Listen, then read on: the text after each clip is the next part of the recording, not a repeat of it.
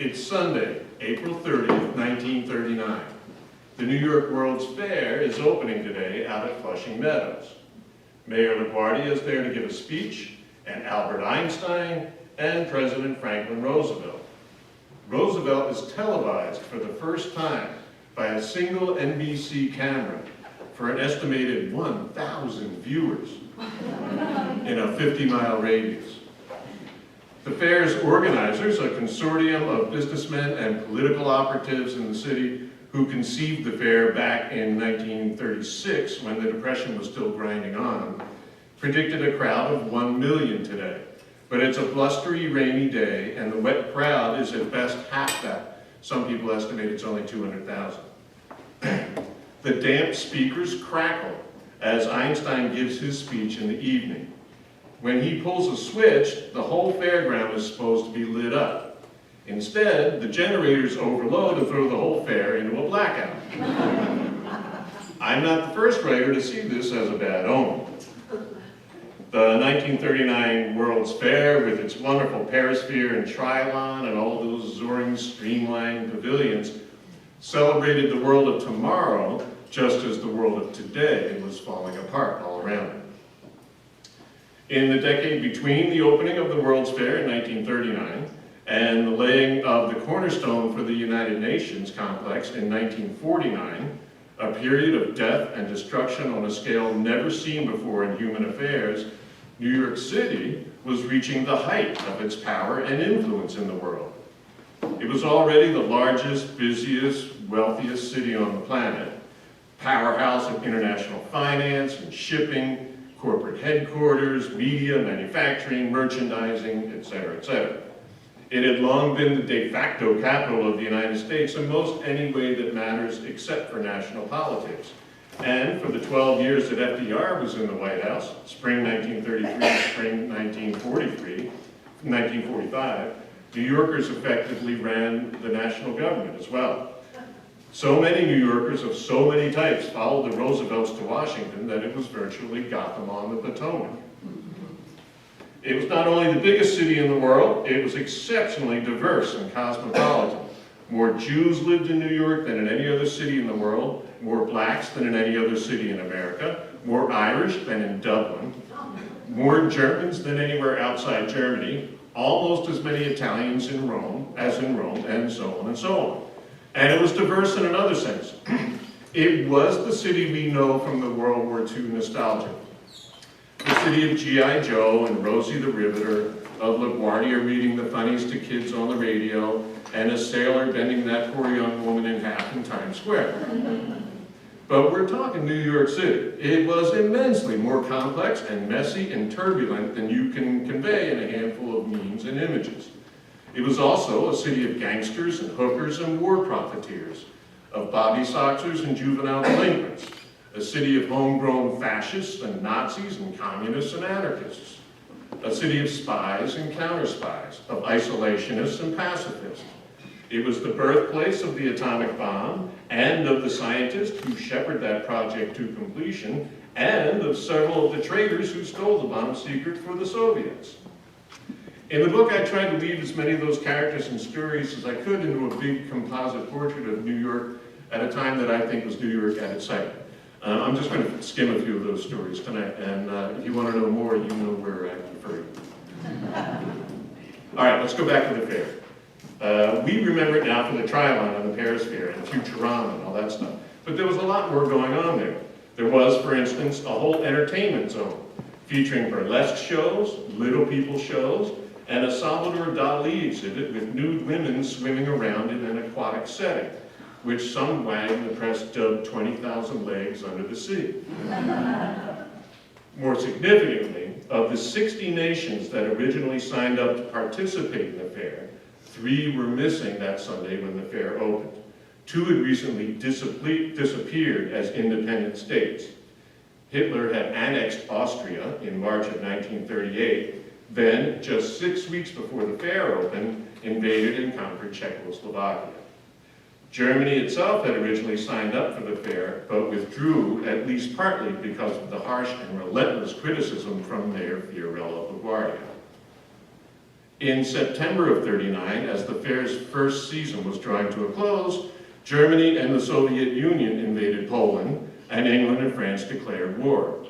The following April, 1940, a month before the fair was scheduled to reopen for a second season, the Nazi blitzkrieg began devouring Western Europe. That summer, on the 4th of July, a satchel filled with dynamite found in the fair's British pavilion detonated, killing 2 bomb squad detectives and seriously injuring 5 others. At the end of October 1940, the fair that had opened forecasting a world of peace and prosperity limped to a demoralized close in a world at war. The parachute jump and some other amusements went to Coney Island, and most of the rest was immediately torn down, until only the New York City pavilion remained to be converted into an ice rink. Steel from the demolished buildings was recycled for new defense plans. And here's why that last bit is interesting. In the fall of 1940, Roosevelt was struggling to convince Americans that they needed to arm themselves for an inevitable fight with Hitler. He had called for a massive increase in production of war material and for the country's first peacetime draft ever.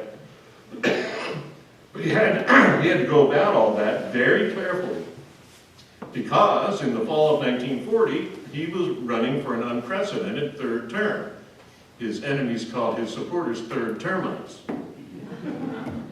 And in the fall of 1940, great numbers of Americans were isolationists, dead set against getting involved in Europe's squabbles. It had started as a reaction to World War I. Despite emerging relatively unscathed, Americans were shocked and demoralized not only by the apocalyptic slaughter of the Great War, but by the evident futility of it all. All it had seemed to accomplish was to leave Europe in ruins and clear the way for fascism, Nazism, and communism. So from the end of that war through the 1920s, the vast majority of Americans, 90% in some polls, were isolationists. Then the Depression slammed the world to the mat in the 1930s, and Americans felt they had enough problems to deal with at home without getting involved in anyone else's. In the mid-1930s, Congress passed a series of neutrality laws to prevent it. The largest and most mainstream isolationist group in America, the America First Committee, where have you heard that term America First before, held giant rallies at Madison Square Garden, which was then on 8th Avenue between 49th and 50th Streets. Their last one was just a couple of months before Pearl Harbor, with Charles Lindbergh, who was already notoriously warm to Hitler, as their star speaker. They broke up on like December 8th. Women were very active in the isolationist movement. There were a number of groups of mothers, for instance, who said they would not send their sons to fight and die in another European war. Two of the most prominent women were New Yorkers, of course. One, Catherine Curtis, not a name that's recognized now, but very famous in her day. Catherine Curtis was one of the most capable businesswomen in America at a time when that was something rare. She made a considerable fortune on Wall Street, then was one of the first women producers in Hollywood for a while, then came back here and started the Women's Investors Research Institute, a nonprofit with swank offices in a building she owned up at 5th Avenue and 44th Street. She had 300,000 members to whom she preached an idiosyncratic blend of capitalism, feminism, and anti-Semitism and isolationism. In 1939, she created a new organization, the Women's National Committee to Keep the U.S. Out of War. I don't know what the acronym for that is, but I'm sure it's ugly. That group attracted the interest of Laura Ingalls, not Laura Ingalls Wilder of Little House on the Prairie, but Brooklyn's Laura Ingalls, who was one of America's first and most celebrated female aviators. She came from a wealthy home in Brooklyn, took flying lessons out at Roosevelt Field on Long Island, where Lindbergh took off for his transatlantic flight, then went on to set several speed and distance records, not just women's flyers records, but record records. After joining Curtis's group, she flew over FDR's White House, violating airspace restrictions, and dropped isolationist leaflets on it. By the summer of 1941, she'd gotten really serious. She was addressing large isolationist rallies around the country and revealing herself to be rabidly anti-Semitic and pro-Hitler. She wore a swastika pin, cited passages from Mein Kampf, and even gave the Nazi salute to her crowds. She was arrested shortly after Pearl Harbor and convicted of actually being on the payroll of the Nazi government to propagandize for them in America. Now, there were, of course, women New Yorkers who actively opposed the Catherine Curtis's and Laura Ingalls', and one of my favorites is the journalist Dorothy Thompson. Another person who's kind of faded a bit from history. She's not as well known as, Dorothy Parker, for instance. But in her day, she was much the bigger deal.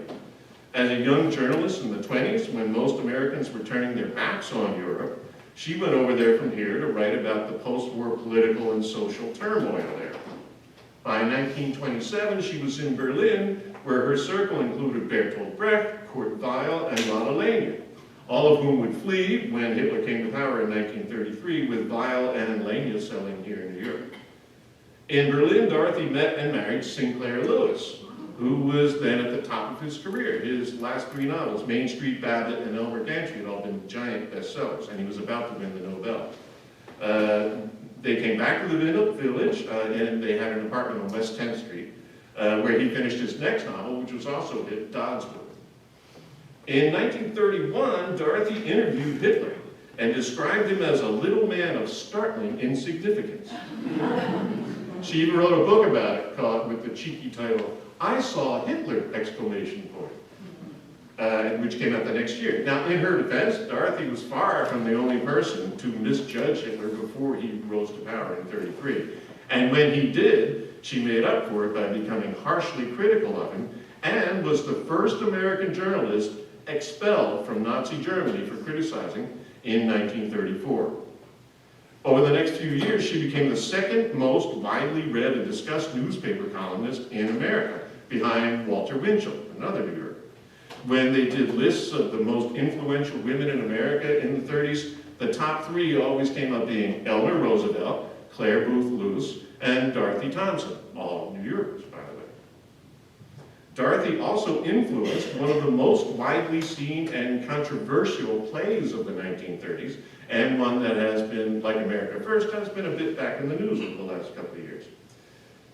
Her husband, Sinclair Lewis, got jealous because Dorothy's fame was rising as he felt his career was plateauing. He complained of always having to listen to her speak about it. And by it, he meant what was going on in Europe and with the fascists and Nazis, of which he was, an expert at this point. It made him feel stupid to hear her talking about it all the time. So there was clearly some competitive impulse behind his next novel, It Can't Happen Here, published in 1935. Published in 1935, it's set in 1936, when an autocratic demagogue is elected president and turns America into a fascist dictatorship. And now you know why people have been talking about it again lately. In 1936, the Federal Theater Project in New York City organized the staging of 21 simultaneous productions of It around the country. There were separate English, Yiddish, Spanish versions. There was a black version where all the good guys were black and all the bad guys were white.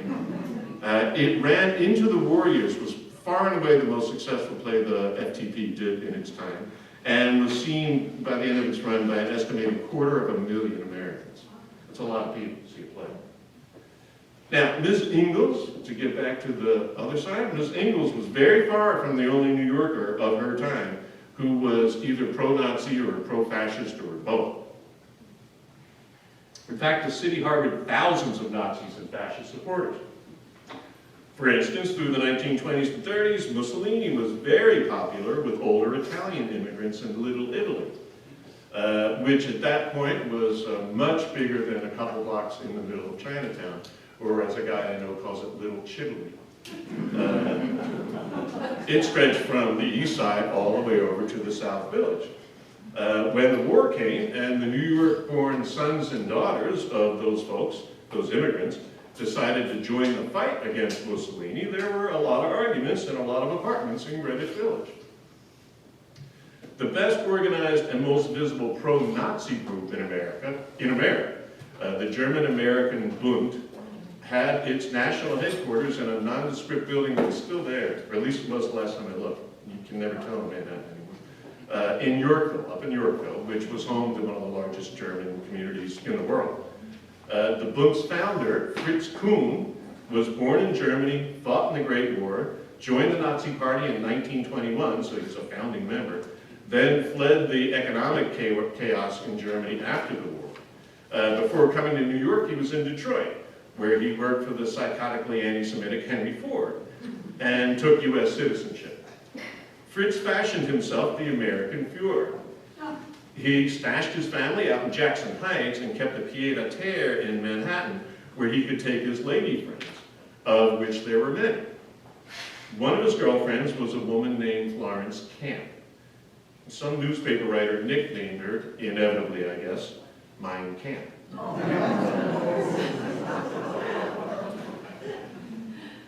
I love telling that one every time. That was fun, Mein Camp. All right, so Bund members marched around Yorkville and in other neighborhoods in Brooklyn and Queens and the Bronx in quasi-Nazi uniforms as large crowds lined the streets, some of them cheering and some of them jeered. The Bund even had their own summer camp out near Yaphank in Suffolk County on Long Island. It was called Camp Siegfried, where they staged large rallies that attracted tens of thousands.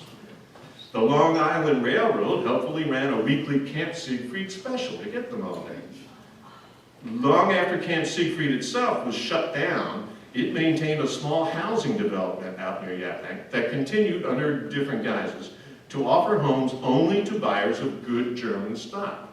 A federal discrimination lawsuit forced the end of that policy in 2016. Isn't that amazing? Now, you've maybe seen the newsreel footage of Fritz's huge pro-Hitler rally at Madison Square Garden in February of 1939. It's pretty amazing stuff. The hall is draped with giant swastikas and fake stormtroopers are marching up and down the aisles, and a capacity crowd of 22,000 people cheered and sieg heiled as Fritz and other speakers denounced Franklin Roosevelt and his Jewish co-conspirators. There was one well-known disruption that you've seen if you've watched the newsreel. As Fritz spoke, a 26-year-old plumber's helper from Brooklyn, Isidore Greenbaum, rushed the stage shouting, "Down with Hitler." Bundes tackled him and beat him before the police hauled him away. There was another disruption that's less known because it's not in the newsreel. Someone in the press gallery kept rattling the speakers up on stage by laughing in a superior and exasperating manner, according to the New Yorker. It was Dorothy Thompson. Bundes surrounded her, and cops had to come and hustle her out of the building for her own safety. So, for the second time in Dorothy's career, she was expelled for heckling Nazis. I think that's a real nice record to have. The rally, by the way, was Fritz's high point and his swan song. 2 months later, he was arrested and spent the entire war behind bars. Now, so wannabe Nazis eating sausages out on Long Island is one thing, but Hitler got far more material and important aid from some Wall Street banks and some of the giant corporations that had their headquarters here. In October 1942, the federal government froze the assets of Wall Street's Union Banking Corporation under the Trading with the Enemy Act, which goes back to World War I. Investigators charged that UBC was not so much a bank as a money laundering front for Fritz Thyssen, an extremely wealthy German industrialist who had been one of Hitler's crucial financial supporters. The founder of UBC was Averell Harriman. Prescott Bush, father and grandfather to 2 future U.S. presidents, was on the UBC board. The government took no direct action against Harriman or Bush. In 1942, Harriman was Churchill and Roosevelt's point man with Stalin, so he was safe. And Bush was chairman of the USO, so he was safe. And in fact, the seizing of UBC funds was a relatively rare example of the government moving against banks or corporations that traded with the enemy during World War II. A couple examples, and names you'll recognize. J.P. Morgan and Chase Bank, for instance, were instrumental in forming the Bank for International Settlements in Switzerland. the BIS, as it was known. The BIS was the Swiss bank to end all Swiss banks. It was invisible. Banks in New York, London, Berlin, and Tokyo all used the BIS to surreptitiously continue doing business with one another throughout the war, protecting their interests, regardless of who won or lost the war. Hitler was a major beneficiary. When Germany annexed Austria, the nation's gold reserves were looted and shipped via the BIS to Hitler's Reichsmark. When Germany absorbed Czechoslovakia, the SS actually held the directors of the Czech National Bank at gunpoint and demanded all their gold as well.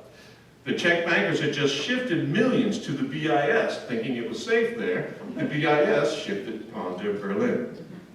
The man who ran the BIS through the entire war was a New Yorker who settled in as vice president at Chase Bank after the war. The Rockefeller Standard Oil was intimately linked to E. Farben, the immense German chemical and industrial empire that effectively built Hitler's war machine and produced the Zyklon B used in the death camps. Through its Farben connections, Standard Oil supplied Nazi Germany with the high-octane aviation fuel that Luftwaffe planes used when bombing London and Japanese planes used when flying over Pearl Harbor. The communications giant ITT, which is that gigantic building all the way downtown, ran the national telephone systems for fascist Spain and a few Nazi-occupied countries. ITT also built electronics for the V-2 rocket and had a stake in building Luftwaffe planes. None of this was unknown to Roosevelt's government. A few cabinet members and Senator Harry Truman howled that it was treason, but Roosevelt took very little action. He was in a touchy spot. Standard Oil and ITT and the Wall Street banks and all of them were as indispensable to the Allies' war effort as they were to the Nazis and Japanese. They were playing both sides. He was forced to turn a blind eye. So, and there's a lot of that stuff has just been coming out over the last maybe 10 years because of course the documentation was well hidden for a long time. All right, let's talk a few minutes about Rosie the Riveter, because she's one of those stories that's more complex than is often conveyed, I think. The ratcheting up of the country's war industries at the same time that working men were being siphoned off into uniform by the millions created new job opportunities for women in every kind of work in every sector of the economy. But Americans, male and female, were slow to accept this. Employers warned that women lacked the physical strength or stamina to do heavy industrial work.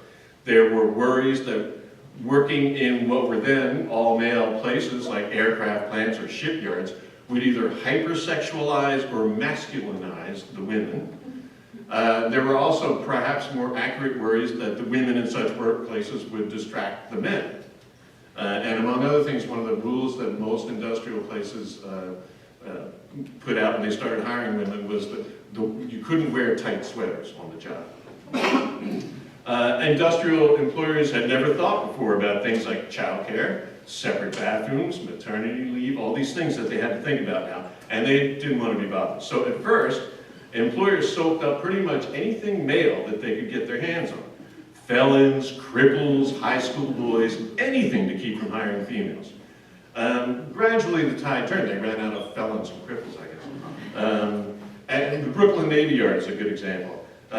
Only about 100 women were employed there before Pearl Harbor, and they were all doing traditional women's work in the flag loft, stitching flags, pennants, and the tablecloths for the officers' mess. In 1942, the Navy announced that it would hire 600 female trainees. 20,000 women applied for those jobs. The Navy Yard also hired a good number of black workers for the first time in 1942.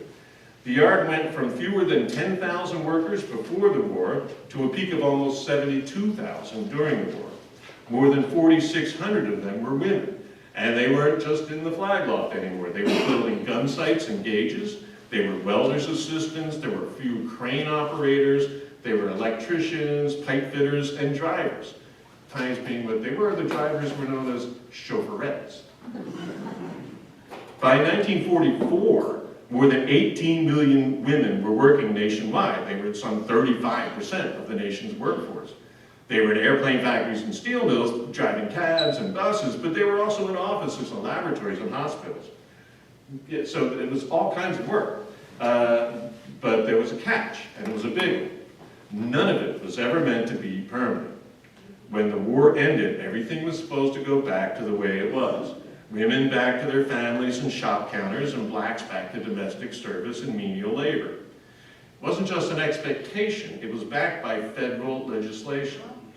Both the Selective Service Act of 1940 and the Veterans Preference Act of 1944 mandated that non-veterans would have to give up their jobs to returning vets when the time came.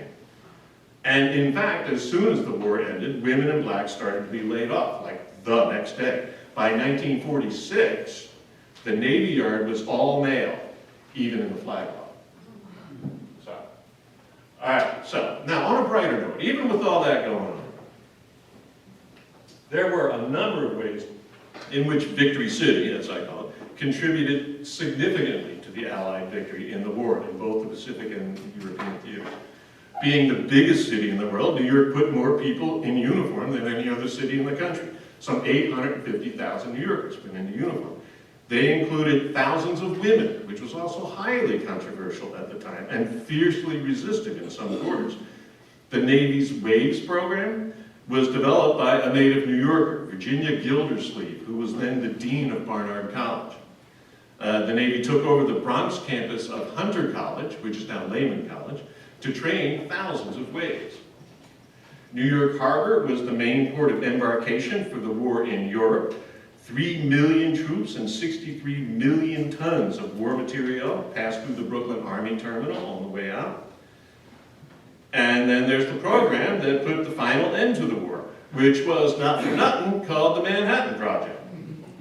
You could pick various dates for when the atom bomb project started. I like a Sunday in July of 1939, about a month after the World's Fair had started, when two scientists who had fled Nazi Europe, Leo Szilard and Eugene Wigner, drove out from Manhattan to Albert Einstein's summer cottage out on Long Island to begin the process of his writing his famous letter to Roosevelt, which was delivered to Roosevelt by another New Yorker, Alexander Sachs. Several other scientists critical to the program were in New York at the start, either European refugees like Enrico Fermi, or natives like Isidore Rabi, one of my favorite characters from one of the scientists, who grew up speaking Yiddish on the Lower East Side, and Richard Feynman, another one of everybody's favorite scientists, who was from Far Rockaway. And of course, the scientist who ran it all was J. Robert Oppenheimer from the Upper West Side. So it was the Manhattan Project. It got its name from its first headquarters, in that there's a nondescript office building at 270 Broadway down near City Hall, and that's where it started. Even after the program expanded to Los Alamos and Oak Ridge and Hanford, significant research and other work on it continued to be done in various places around the city. They were doing experiments down at the Woolworth building, up at the Columbia, on the Columbia campus, even out of the Chiclet factory in Long Island City. Then, too, several of the moles and spies who fed Manhattan Project secrets to the Soviets were New Yorkers. Julius and Ethel Rosenberg and Ethel's brother David Greenglass are famous, or infamous. But there was also Theodore Hertzberg, who went by Ted Hall. He was from Queens. He was a brilliant young scientist who was just 18 when he went to Los Alamos, from where he fed important secrets to his Soviet handlers here in the city. Where the Rosenbergs were exposed and convicted and executed in Sing Sing in 1953, Ted Hall escaped detection into the mid-1990s. But they were, that's just a couple of stories. In fact, just as the city was riddled with Nazi and fascist sympathizers, it was a hotbed of Soviet fans and collaborators who did a lot of their business in the village and on the Lower East Side. The national headquarters of the American Communist Party, which was called the CPUSA, was around the corner on 12th Street, 35 East 12th Street, so like a block away from here. Whittaker Chambers, Alger Hiss's nemesis, got his first lessons in spycraft, carrying messages to and from a Soviet safe house on Gay Street. Hiss later lived in the village himself. So did Elizabeth Bentley, another person who's relatively forgotten now, but at the time she was called the Red Spy Queen, and she ran a lot of spies in and out of her place in the village. And the Rosenbergs and several of their collaborators grew up communist on the Lower East Side, like a lot of kids did in the 1930s. Okay, when the bomb ended the war, New York was one of the very few great cities completely intact. All the lights on, all the shops and bars open and ready for business.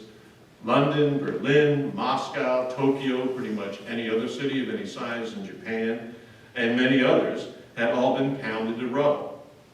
And it was still the largest city in the world, and the wealthiest, and the center of so much commerce and finance and shipping and all that and so on, that in retrospect it seems a given that when the new United Nations decided it would make its permanent home in the United States, it would come to New York City. But in fact, it was touch and go. Dozens of other places in America competed to be the home for the UN, from cities like Philadelphia, which was a very strong contender, to some odder places like Possum Pope out Georgia. And also they wanted to put it out at Mount Rushmore. That was another idea. And from within the UN membership, there was a lot of resistance to New York City. There was a notion that a whole new world capital should be built from scratch, somewhere out in the countryside, away from, but not inaccessible to, the big East Coast cities. A lot of delegates felt that New York City was too big, too distracting, too expensive, just too damn New York City. But their work had to start, and they had to go somewhere. So New York convinced them to start here, temporarily. The Security Council met, briefly and not very happily, in a gym at that Bronx campus of Hunter College. And in October of 1946, the UN General Assembly met for the first time out at the old site of the 1939 World's Fair, in the only fair building still standing, that New York City building, which was reconverted from an ice rink into a very handsome meeting hall for the purpose. Meanwhile, the search for a permanent home continued, and for a while, Philadelphia's chances looked really good. Then the enterprising Manhattan real estate developer, William Zeckendorf, for whom Zeckendorf Towers are named, a wild and crazy guy and kind of the Donald Trump of his era, teamed up with the Rockefellers, and finally lured the UN to Turtle Bay, where the cornerstone for the Secretariat building was laid in October 1939, almost exactly 10 years from the end of the first season of the World's Fair. At that point, October 1949, pretty much everybody everywhere conceded, not always without some grumbling, that New York City had in fact become the capital of the world. That's it for me, thank you.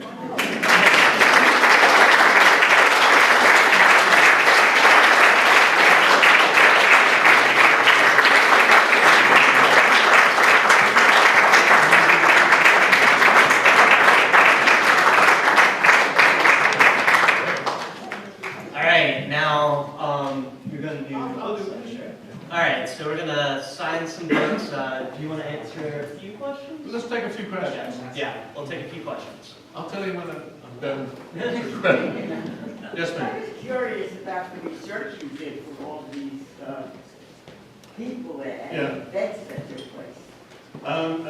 It's not complicated. It's not like building the atom bomb.